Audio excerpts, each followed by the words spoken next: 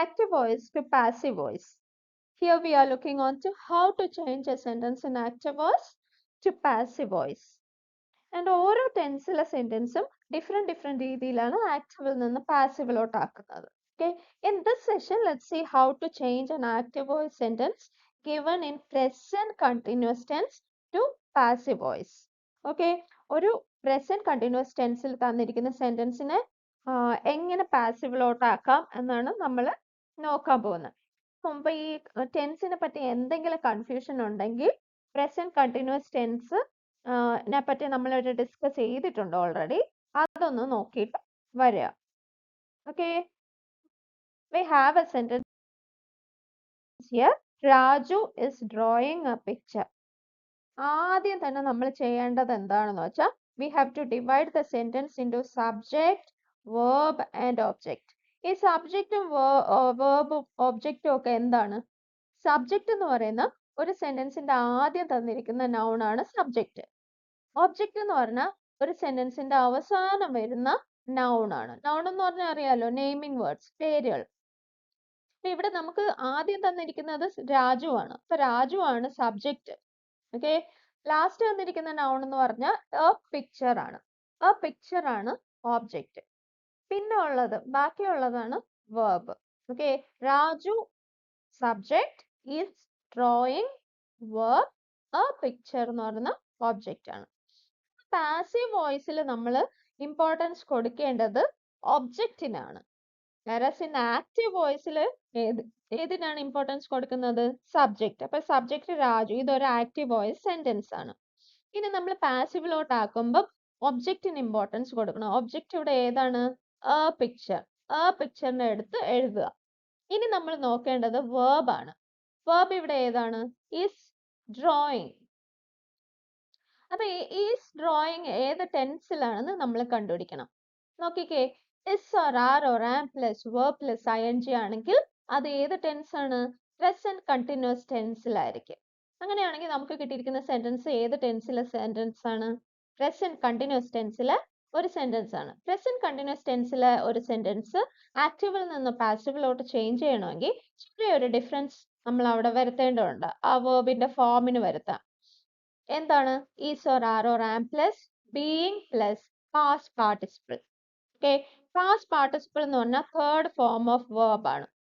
അതായത് നമ്മൾ ഡ്രോ ആണെങ്കിൽ ഡ്രോ, ഡ്രൂ, ഡ്രോൺ. ഓക്കെ, ഈ തേർഡ് ഫോം ഓഫ് ദ വേർബിനെയാണ് നമ്മൾ എന്ത് പറയുന്നത്? പാസ്റ്റ് പാർട്ടിസിപ്പിൾ എന്ന് പറയുന്നത്. അപ്പൊ പിക്ചർ നമുക്ക് ഇവിടെ കിട്ടിക്കഴിഞ്ഞ് പിക്ചർ ആണ് നമ്മുടെ സബ്ജക്റ്റ്.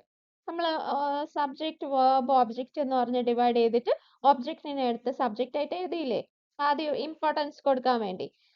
ഈ പിക്ചറിന്റെ കൂടെ എന്താണ് നമ്മൾ ആഡ് ചെയ്യണത്? ഈസ് ആഡ് ചെയ്യോ, ആർ ആഡ് ചെയ്യോ, സാം ആഡ് ചെയ്യോ? ഡെഫിനറ്റ്ലി ഈസ് ആഡ് ചെയ്യുള്ളൂ.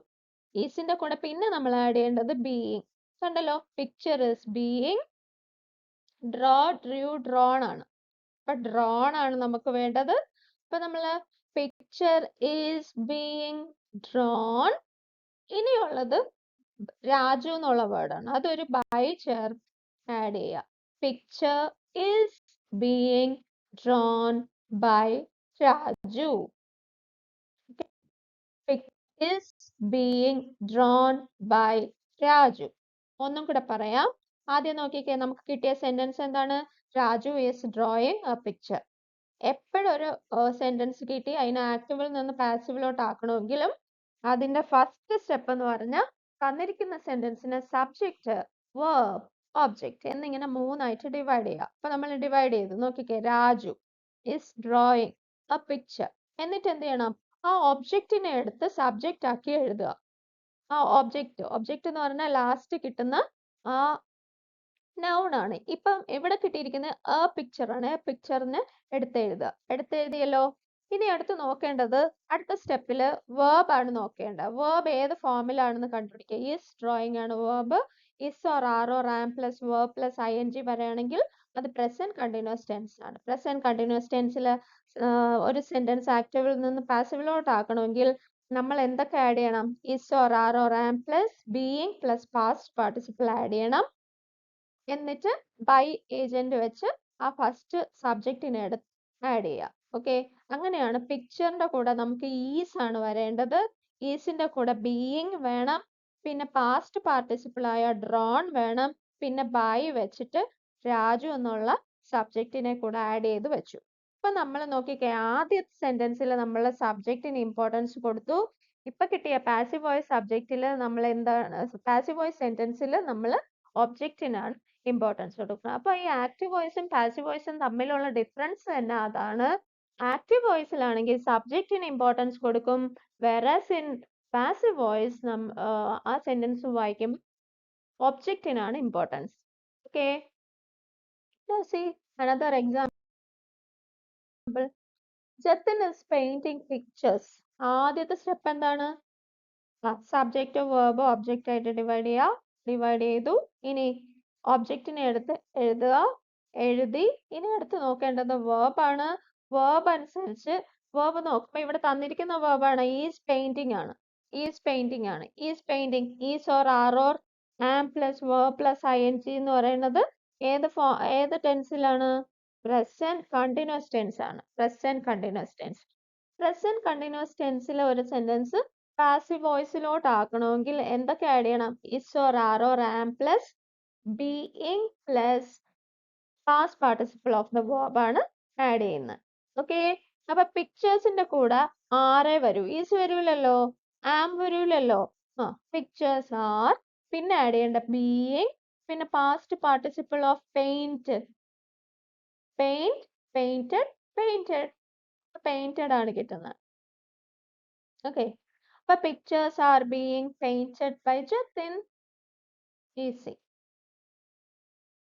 Now try to answer these questions. ഇവിടെ പോസ് ചെയ്ത് വെച്ചിട്ട് നിങ്ങൾ ഇതിന്റെ ആൻസർ എഴുതുക. എഴുതി കഴിഞ്ഞിട്ട് ആൻസർ ചെക്ക് ചെയ്താൽ മതി. Raj is keeping books in the shelf. The answer is books are being kept in the shelf by Raj. Now Karan is writing a letter.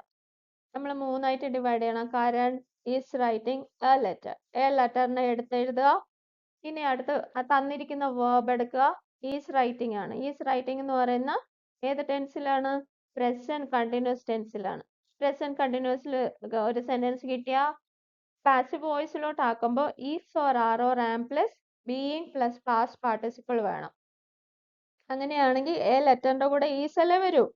Is being written, okay, by Karan. അപ്പൊ അതാണ് answer. A letter is being written by Karan. അടുത്ത they are writing homework. Homework is being written by them. Cow is eating grass and leaves. ഇവിടെ object എന്ന് പറയുന്നത് grass and leaves ആണ്. രണ്ട് കാര്യങ്ങളുണ്ട്, grass and leaves. ഇപ്പൊ രണ്ട് കാര്യങ്ങൾ ഉള്ളതുകൊണ്ട് തന്നെ ആണ് വേണ്ടത്.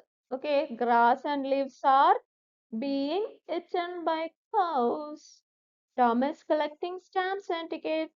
Stamps and tickets are being collected by Tom. കിട്ടിയോ ആൻസർ? Thank you.